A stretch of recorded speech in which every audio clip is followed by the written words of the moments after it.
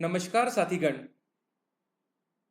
आज हम यहाँ CBFS CDR एनालिस्ट सॉफ्टवेयर के माध्यम से BTS फाइलों को एनालिसिस कैसे करते हैं सीखने जा रहे हैं।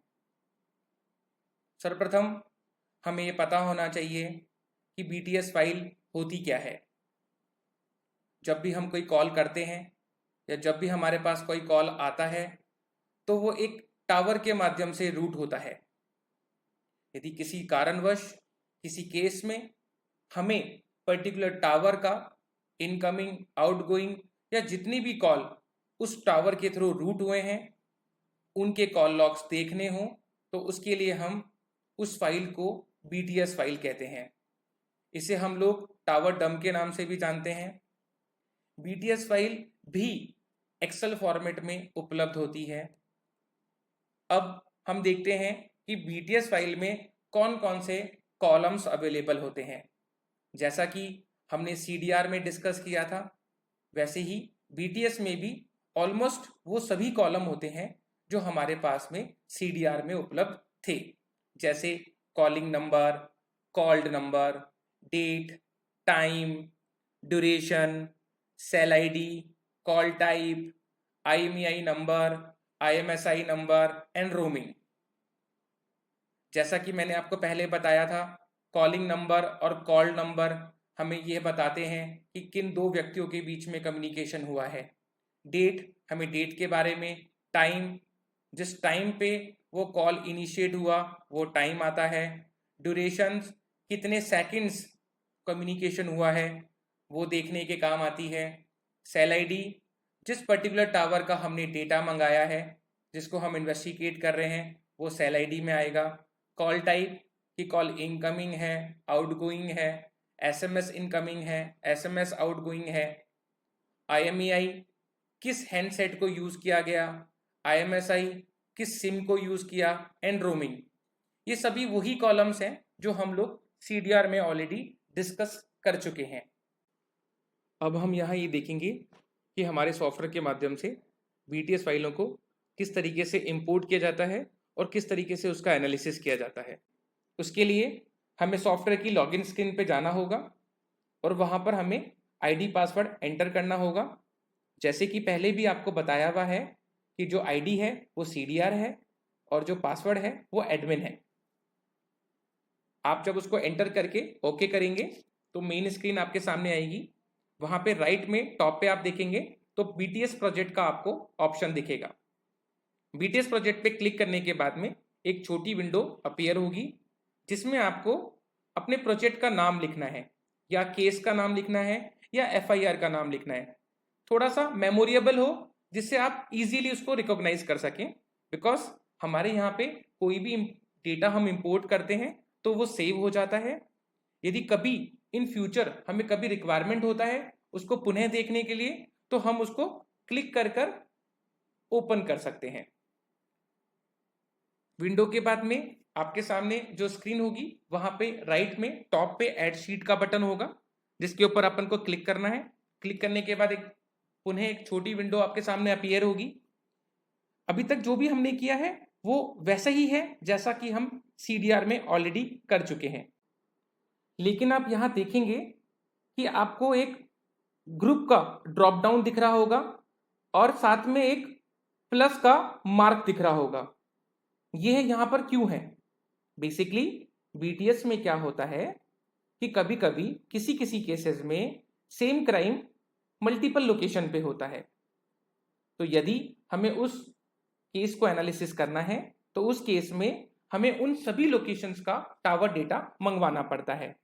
जैसे X लोकेशन है, Y लोकेशन है, तो हमने दोनों लोकेशन का डेटा मंगवा लिया है। दोनों डेटा को हम अलग अलग, एक को X ग्रुप में एक को Y ग्रुप में, या हम ये कह सकते हैं एक को हमने स्पॉट 1 कह दिया एक को हमने स्पॉट 2 कह दिया। इट मीन्स जो X प्लेस का डेटा है चाहे वो एयरटेल का हो, चाहे वो वोडाफोन का हो, चाहे वो BSNL का हो, मतलब जब हम एक X प्लेस की बात करते हैं जहां पर क्राइम हुआ है तो वहां के जितने भी नियरेस्ट टावर होते हैं चाहे वो किसी भी नेटवर्क के हों उन सभी टावर्स को हमें लेना होता है, उनका डेटा मंगवाना होता है और उसको एक ग्रुप में डालना होता है। तो ऐसा ही हम दूसरे प्लेस के लिए करेंगे। दूसरे प्लेस का जो वाई प्लेस है उसके भी सभी टावर्स जो उस एरिया में हैं उनका टावर डेटा हम मंगाएंगे, उसको हम स्पॉट 2 में डालेंगे। तो इस तरीके के इन्वेस्टिगेशन में हमें ग्रुप क्रिएट करना होता है।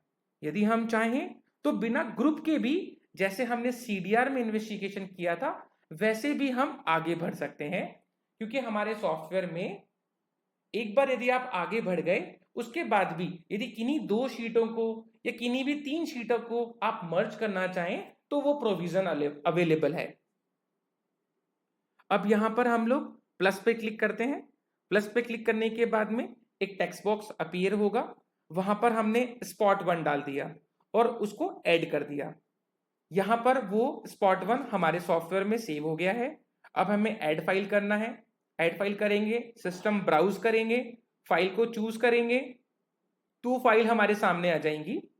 उसके बाद में नेटवर्क और सर्किल हमें अपडेट करना है, तो फिल ऑपरेटर एंड सर्किल पे क्लिक करेंगे तो हमारा नेटवर्क और सर्किल भी भर जाएगा।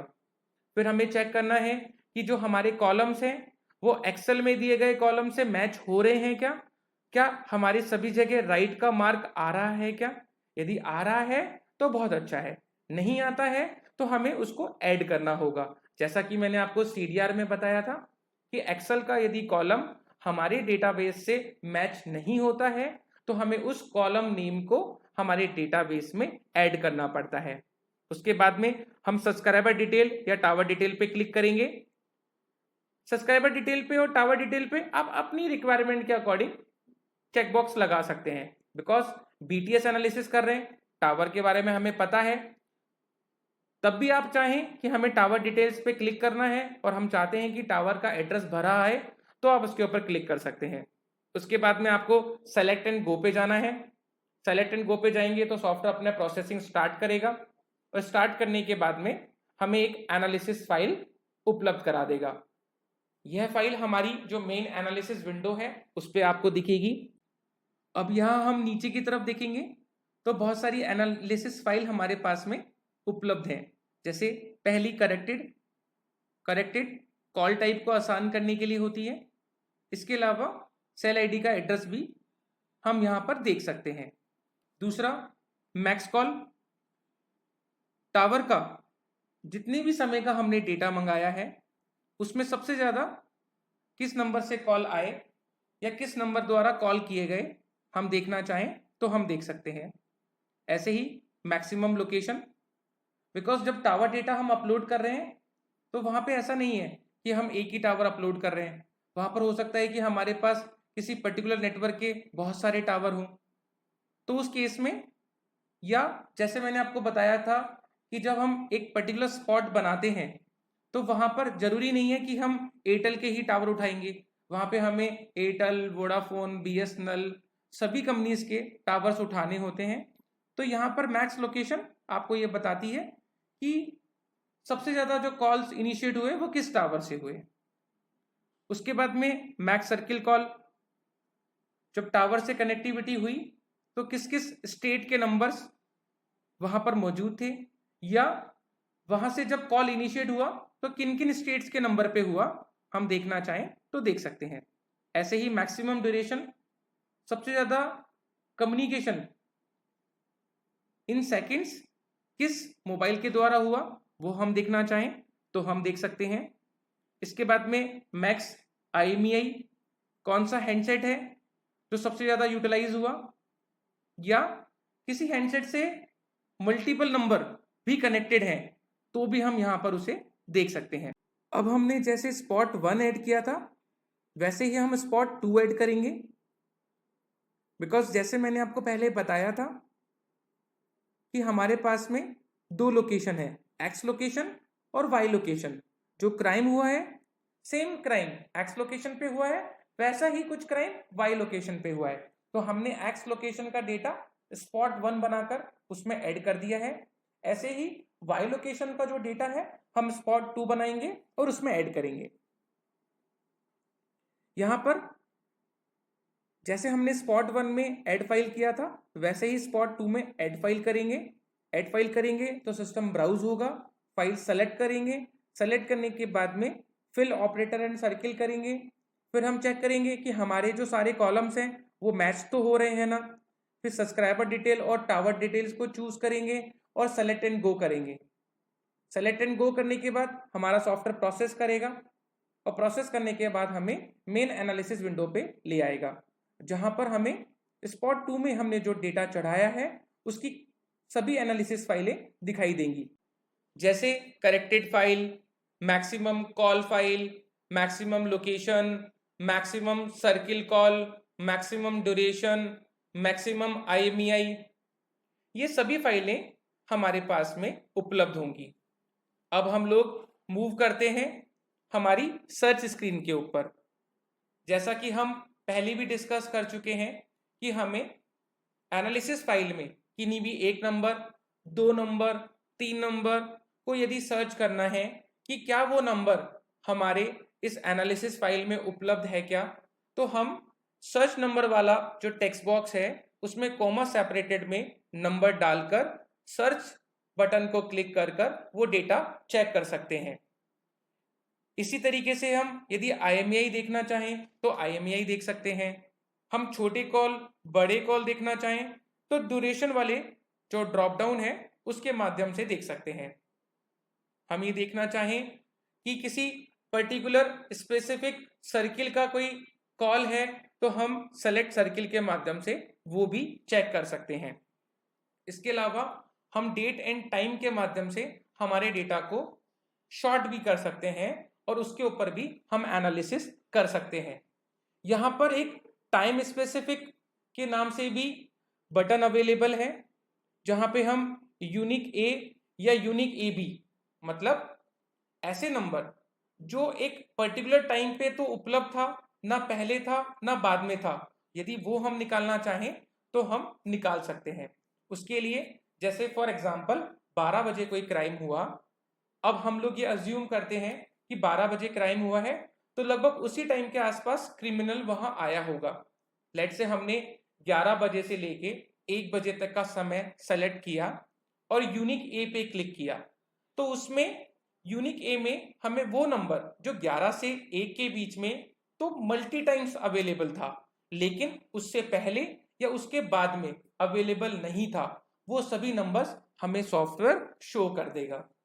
यूनिक ए और बी पे यदि हम क्लिक करते हैं तो वो कॉलिंग ए और कॉल्ड बी, मतलब 2 व्यक्ति जिनके बीच में कम्युनिकेशन हुआ, यदि वो 11 से 1 के बीच में है तो कोई प्रॉब्लम नहीं है, तब वो मल्टी टाइम्स भी हो सकते हैं, लेकिन 11 बजे से पहले या 1 बजे के बाद में वो कॉल नहीं होना चाहिए। तो ऐसे नंबर जो 11 से 1 के बीच में ही कम्युनिकेट हुए हैं, उससे पहले और बाद में नहीं हुए, वो नंबर हमें यूनिक ए बी के माध्यम से उपलब्ध हो जाएंगे। यहाँ पे यूनिक ए टावर के जो लोग अंदर हैं उनको शो करता है, और यूनिक ए और बी, यहाँ पे ए जो व्यक्ति है वो टावर के अंदर है और बी जिससे उसका कम्युनिकेशन हो रहा है। जरूरी नहीं है कि जो बी व्यक्ति हो वो भी टावर के अंदर हो, हो सकता है टावर के बाहर हो। इसके अलावा यहाँ पर हम लोग कॉल टाइप के माध्यम से भी सर्च करना चाहें तो कर सकते हैं। एक और ऑप्शन अवेलेबल है इनर कॉल्स का। हम देखना चाहें कि वो कॉल जो टावर के अंदर ही हुए हो, मतलब ए पार्टी भी टावर के अंदर है और बी पार्टी भी अंदर है। इट मीन्स जिसने कॉल किया है वो भी टावर के अंदर है और जिसने कॉल उठाया है वो भी टावर के अंदर है, तो इनर कॉल के माध्यम से हम उसको देख सकते हैं।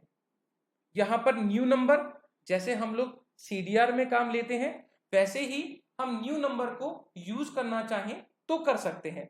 जैसे फॉर एग्जांपल हम ये देखना चाहते हैं कि ऐसा नंबर जो 11 बजे के बाद में ही आया हो, उससे पहले नहीं हो, तो हम न्यू नंबर की मदद ले सकते हैं। यहाँ पर हमारे पास सर्चिंग के बहुत सारे ऑपरेशन अवेलेबल हैं। हम सिंगल सर्च करना चाहें तो सर्च वाले बटन पे क्लिक कर सकते हैं। मल्टीपल सर्च करके मर्ज करना चाहें तो हम मल्टीपल सर्च करके मर्ज भी कर सकते हैं। इसके अलावा यदि हम अलग अलग सर्च करना चाहें तो सर्च ऑल वाले ऑपरेशन को यूज कर सकते हैं। अब हम नेक्स्ट स्टेप की तरफ मूव करते हैं जो टावर कॉमन के नाम से है। यदि हमें किन्हीं भी दो स्पोर्ट में या किन्हीं भी दो फाइलों में, जैसा कि हमने यहाँ पर स्पॉट 1 स्पॉट 2 जनरेट किया है, हम ये देखना चाहते हैं कि ऐसे नंबर जो स्पॉट 1 पे भी उपलब्ध हैं और वो नंबर स्पॉट 2 पे भी उपलब्ध हैं, तो टावर कॉमन वाला जो टैब है उसको हमें यूज करना होगा। यहाँ पे पहला जो ऑप्शन दे रखा है वो कॉमन नंबर A+B, मतलब ऐसा नंबर जिसमें A और B दोनों पार्टी कॉमन हो, वो यदि हम निकालना चाहें तो कॉमन नंबर A+B से निकाल सकते हैं। यहाँ पर हमने इसको निकालने के लिए और भी प्रोविजंस दे रखे हैं जहाँ से भी आप इसी तरीके का डेटा निकाल सकते हैं। फिर यहाँ पर हमने एक और बटन दे रखा है common numbers calling A only. यदि हम दोनों स्पॉट में केवल वो लोग जो टावर के अंदर थे उन लोगों को देखना चाहें और उनमें से भी कॉमन देखना चाहें तो हम कॉलिंग A वाले बटन को यूज कर सकते हैं। ऐसे ही यदि हम कॉल्ड B को देखना चाहें तो हम कॉल्ड B ओनली वाले बटन को यूज कर सकते हैं। इसके अलावा कॉमन लोकेशन का भी प्रोविजन है। बिकॉज हम लोग BTS कर रहे हैं तो BTS में कॉमन लोकेशन का ज़्यादा इम्पोर्टेंस नहीं होगा। इसके बाद में कॉमन IMEI देखना चाहें तो कॉमन IMEI देख सकते हैं। हम यदि किसी पुराने प्रोजेक्ट में से कोई शीट को लेके आना चाहें या कॉमन नंबर हम पुराने प्रोजेक्ट्स में मैच कराना चाहें तो भी हम करा सकते हैं। इसके अलावा कोई शीट हम ओल्ड जो हमारे प्रोजेक्ट्स हैं उसमें से इंपोर्ट करना चाहें तो इंपोर्ट भी कर सकते हैं। इसके बाद में हमारे पास में जो नेक्स्ट टैब है वो टावर ग्रुप्स का है। बेसिकली जब हम लोग किसी स्पॉट के बारे में बातचीत करते हैं या जब हम BTS के लिए इन्वेस्टिगेशन कर रहे हैं तो हमारे लिए एक इम्पॉर्टेंट पार्ट ग्रुप्स का भी हो जाता है कि कहीं कोई ऐसा ग्रुप तो नहीं है जो मिलकर वहाँ पर ऐसी कोई एक्टिविटी कर रहा हो या जो क्राइम हुआ है वो पर्टिकुलर किसी ग्रुप ने मिलके किया हो। तो उसके लिए हम लोग ये जो टावर ग्रुप वाला टैब है इसको यूज़ लेते हैं। तो इसमें सबसे पहले ग्रुप नेटवर्क का हमने एक बटन दे रखा है। यदि उसके ऊपर आप क्लिक करते हैं तो जितने भी पॉसिबल ग्रुप्स बने हैं वो हम वहाँ पर आपको दिखाते हैं। जैसा कि आप स्क्रीन पे देख पा रहे होंगे कि यहाँ पे एक ग्रुप 24 का बना है, एक 19 का बना है, एक 17 का बना है, 16 का बना है, 15 का बना है। तो ये 24 वाला जो ग्रुप है, ग्रुप का मतलब ये है कनेक्टिविटी। मैंने X को कॉल किया, X ने Y को कॉल किया, Y ने Z को कॉल किया या Y ने मुझे कॉल किया। इस तरीके का जो पूरा एक नेटवर्क है उसे हम लोग ग्रुप का नाम देते हैं। तो यहाँ पर 24 लोगों का जो ग्रुप आ रहा है वो एक दूसरे से कनेक्टेड है। अब यहाँ पर हम ये देखना चाहें कि इनमें से कौन से लोग ग्रुप टावर के अंदर हैं और कौन से लोग टावर के बाहर हैं। मतलब कौन से लोग ऐसे हैं जो A पार्टी हैं और वो टावर के अंदर हैं और कौन से ऐसे लोग हैं जो B पार्टी हैं जो टावर के बाहर हैं। तो हम यहाँ पर एक इंटरकनेक्टेड ग्राफ के नाम से एक टैब है, उस पर क्लिक करके पूरे ग्रुप को भी देख सकते हैं। और यहाँ पर जो ये ग्रीन मार्क हुए हुए सर्किल्स हैं ये यहाँ पे ये इंडिकेट कर रहे हैं कि ये लोग टावर के अंदर हैं। इसके बाद में हम लोग नेक्स्ट स्टेप की तरफ चलते हैं। तो टावर इनर कॉल्स के नाम से आता है। तो यहाँ पर जो ग्रुप बन रहे हैं वो 4 लोगों का ग्रुप बन रहा है, 3 लोगों का ग्रुप बन रहा है, 2 लोगों का ग्रुप बन रहा है। यहाँ पर केवल हम लोग जो ग्रुप बना रहे हैं जो टावर के अंदर मौजूद हैं उन्हीं के बीच में जो ग्रुप बन रहा है ना वो ही हम ग्रुप यहाँ पे क्रिएट कर रहे हैं। इसमें भी यदि हम किसी का इंटरकनेक्टेड ग्राफ देखना चाहें तो हम इंटरकनेक्टेड ग्राफ पे क्लिक करके वो चीज हम चेक कर सकते हैं। यहाँ पर भी जो ग्रीन कलर में होंगे वो ही लोग हैं जो टावर के अंदर मौजूद हैं। अब हम नेक्स्ट बटन पे क्लिक करते हैं, कनेक्टिविटी। यहां पर हम ग्रुप कनेक्टिविटी को चेक कर सकते हैं मतलब टावर में उपस्थित सभी नंबर ए पार्टी और बी पार्टी, यहां पर हम दोनों पार्टियों के जितने भी बेस्ट पॉसिबल कनेक्शन हैं वो देख सकते हैं। मतलब जैसे ए पार्टी है जो टावर के अंदर है, उसने टावर में रहते हुए हो सकता है कि 5 लोगों से बात करी हो, और वो 5 लोग हो सकता है कि टावर के अंदर हो या हो सकता है टावर के बाहर हो। तो जो ए पार्टी है उसके जितने भी कनेक्शन बने डिफरेंट डिफरेंट लोगों के साथ में, उसे हम कनेक्टिविटी कहते हैं। इसके अलावा कॉल्स, उन कनेक्शंस पे कितने कॉल्स हुए, हो सकता है किसी कनेक्शन पे 2 कॉल हुए हो, किसी कनेक्शन के साथ 3 कॉल हुए हो, किसी कनेक्शन के साथ 10 कॉल हुए हो। तो टोटल कनेक्टिविटी और टोटल कॉल्स हम देखना चाहें तो ग्रुप कनेक्टिविटी के माध्यम से हम लोग देख सकते हैं। उसके बाद हम चलते हैं नेक्स्ट स्टेप की तरफ, जो है टेली कॉल्स के नाम से। जैसा कि अपन ने सीडीआर में भी देखा था, यदि हमें डेली कॉल समरी देखनी है, daily first call, daily last call देखना है, तो हम डेली कॉल्स वाले ऑप्शन को यूज कर सकते हैं। यहां पर कॉन्फ्रेंस कॉल का भी ऑप्शन अवेलेबल है। हम कॉन्फ्रेंस कॉल भी देखना चाहें तो कॉन्फ्रेंस कॉल भी हम यहां पर देख सकते हैं। उसके बाद में नेक्स्ट स्टेप है रिपोर्ट का। हाँ, ये रिपोर्ट हमारे लिए बहुत इंपॉर्टेंट है बीटीएस के केस में। यदि हम ऐसा देखना चाहें कि सिंगल तो नंबर है लेकिन वो बार बार अपना हैंडसेट चेंज कर रहा है, मतलब जो डेटा हमारे पास में है या जो भी स्पॉट हमने सेलेक्ट कर रखा है उसमें ऐसा नंबर जिसमें नंबर तो सेम है लेकिन सिम बार बार दूसरे हैंडसेट्स में लग रही है, तो हम सिंगल नंबर मल्टीपल आईएमआई से उसको चेक कर सकते हैं कि ऐसे नंबर हमें बताए जाएं या हमें दिखाए जाएं जिसमें नंबर तो सिंगल है लेकिन हैंडसेट बार बार चेंज किया जा रहा है। ऐसे ही इसका उल्टा या vice versa, multiple number single IMEI, मतलब हैंडसेट तो 8 है लेकिन जो नंबर्स हैं वो बार बार चेंज हो रहे हैं। तो यदि हम ऐसी रिपोर्ट देखना चाहें तो हम ऐसी रिपोर्ट भी यहां पर मल्टीपल नंबर सिंगल आईएमआई को क्लिक कर कर देख सकते हैं। उसके बाद जो नेक्स्ट टैब है वो है एक्स्ट्रा डाटा के नाम से। जैसा मैंने आपको पहले बताया था, सीडीआर में जब हम लोग एनालिसिस कर रहे थे या सीडीआर का जब हम डेमोन्स्ट्रेशन देख रहे थे कि मान लीजिए हमें किसी टाइम पे ऐसा लगता है कि सब्सक्राइबर डेटा अपन को अपडेट करना है तो हम सब्सक्राइबर डेटा अपडेट कर सकते हैं। टावर डेटा एड्रेस अपडेट करना है तो टावर अपडेट कर सकते हैं हम। कोई किन्हीं एक या एक से ज़्यादा शीटों को हमें मर्ज करना है तो हम शीट्स को मर्ज कर सकते हैं। हैंड सेट डिटेल्स को अपडेट करना है या सस्पेक्टेड नंबर्स हमें फिल्टर करने हैं तो हम देख सकते हैं। कोई भी डेटा यदि मान लीजिए डुप्लीकेट है उसको हम रिमूव करना चाहें तो हम रिमूव कर सकते हैं। तो ये सारे काम हम एक्स्ट्रा डेटा शीट से कर सकते हैं। उसके बाद मैप, यदि हम मैप व्यू देखना चाहें तो हम मैप व्यू भी देख सकते हैं, रूट मैप भी देख सकते हैं। अब ऑब्वियस है कि यदि हमने स्पॉट 1 बना रखा है और वहां पे हमने लिमिटेड एक ही एरिया के टावर डाल रखे हैं तो रूट मैप भी उसी के अकॉर्डिंग आपको शो होगा। ऐसे ही लोकेशन मैप देखना चाहें, लोकेशन मैप डेट वाइज देखना चाहें, डेट फ्रॉम से डेट टू देखना चाहें तो अपन देख सकते हैं।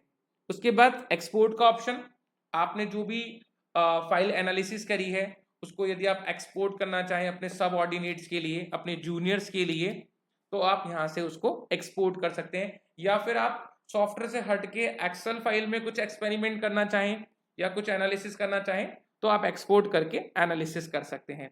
उसके बाद जो नेक्स्ट ऑप्शन है वो है प्रिंट का।